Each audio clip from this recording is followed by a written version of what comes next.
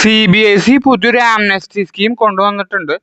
അതനുസരിച്ച് ടാക്സ് പേയേഴ്സിന് demand notice പ്രകാരമോ ഡിമാൻഡ് ഓർഡർ പ്രകാരമോ ഉള്ള ടാക്സ് മാർച്ച് 31, 2025 മുമ്പ് അടയ്ക്കുകയാണെങ്കിൽ ഇൻട്രസ്റ്റിനും പെനാൽറ്റിക്കും വേവർ കിട്ടുന്നതാണ്.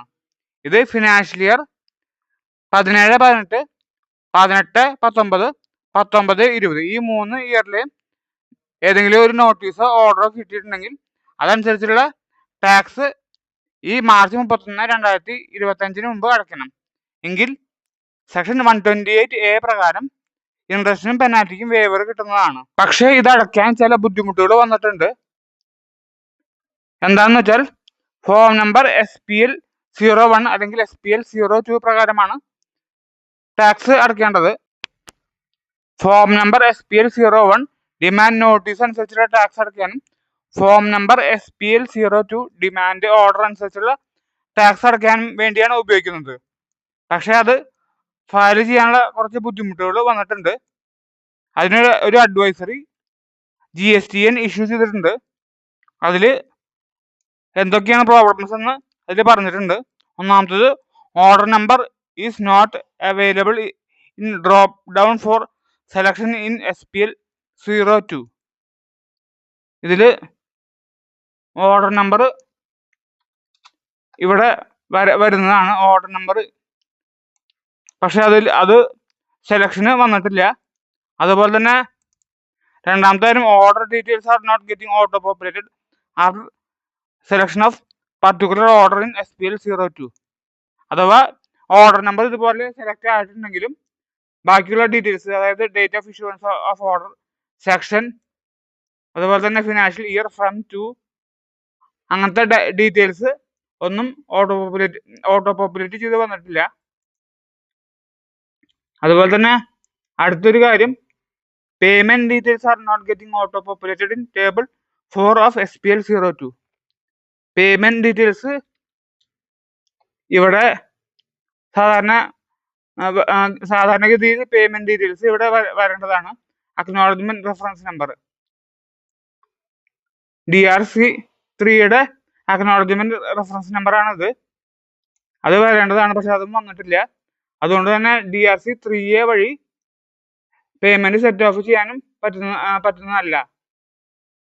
ഇതിനൊരു സൊല്യൂഷൻ ആയിട്ടാണ് ഈ അഡ്വൈസറി വന്നിട്ടുള്ളത്. അതിൽ പറയുന്ന ഒരു കാര്യം എന്താണെന്ന് വെച്ചാൽ, പേയ്മെന്റ് ടുവേർഡ്സ് ഡിമാൻഡ് എന്നുള്ള ഫെസിലിറ്റി ഉപയോഗിച്ച് ടാക്സ് അടയ്ക്കാനാണ് പറയുന്നത്. അത് എങ്ങനെയാണെന്ന് വെച്ചാൽ, ഇവിടെ സർവീസസിൽ ലെഡ്ജേഴ്സിൽ പേയ്മെന്റ് ടുവേർഡ്സ് ഡിമാൻഡ്, ഇത് ഈ ഒരു ഫെസിലിറ്റി വഴി നമുക്ക് ടാക്സ് അടയ്ക്കാവുന്നതാണ്. ചില ടാക്സ് പേയേഴ്സിന്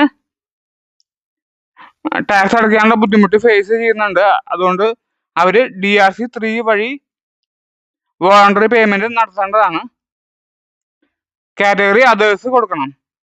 അതിനുശേഷം DRC3A വഴി പേയ്മെന്റ് ലിങ്ക് ചെയ്യാവുന്നതാണ്. അതുപോലെ തന്നെ details SPL 2 table number 4 auto populate ചെയ്ത് വന്നിട്ടില്ലെങ്കിൽ, അതായത് പേയ്മെന്റ് ഡീറ്റെയിൽസ്, ഈ പറയുന്ന പേയ്മെന്റ് ഡീറ്റെയിൽസ് ഓട്ടോ പോപ്പുലേറ്റ് ചെയ്ത് വന്നിട്ടില്ലെങ്കിൽ ഒരു അഡ്വൈസും കൂടെ പറഞ്ഞിട്ടുണ്ട്.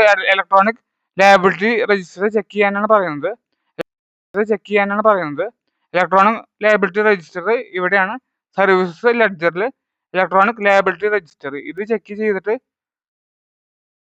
അതിൽ ഈ പേയ്മെന്റ് വന്നിട്ടുണ്ടോ എന്ന് നോക്കാവുന്നതാണ്. മാർച്ച് 31, 2025 മുമ്പ് പേയ്മെന്റ് നടത്തുകയും അതുപോലെ തന്നെ വേവർ അപ്ലിക്കേഷൻ ജൂൺ 30, 2025 മുമ്പ് സബ്മിറ്റ് ചെയ്യുകയും വേണം. വേവർ അപ്ലിക്കേഷൻ പതുക്കെ ജൂൺ 30, 2025 മുമ്പ് സബ്മിറ്റ് ചെയ്താൽ മതി. വേവർ അപ്ലിക്കേഷൻ എന്തെങ്കിലും ഫയൽ ചെയ്യുമ്പോൾ വല്ല മിസ്റ്റേക്കോ എററോ എന്തെങ്കിലും വന്നിട്ടുണ്ടെങ്കിൽ, ടെക്നിക്കൽ പ്രോബ്ലംസ് എന്തെങ്കിലും വന്നിട്ടുണ്ടെങ്കിൽ സമയമുണ്ട്. ജൂൺ 30, 2025 മുമ്പ് സബ്മിറ്റ് ചെയ്യാവുന്നതാണ്. ഇതുപോലെയുള്ള അപ്ഡേറ്റ്സിന് വേണ്ടി ഈ ചാനൽ സബ്സ്ക്രൈബ് ചെയ്യുക. Thank you.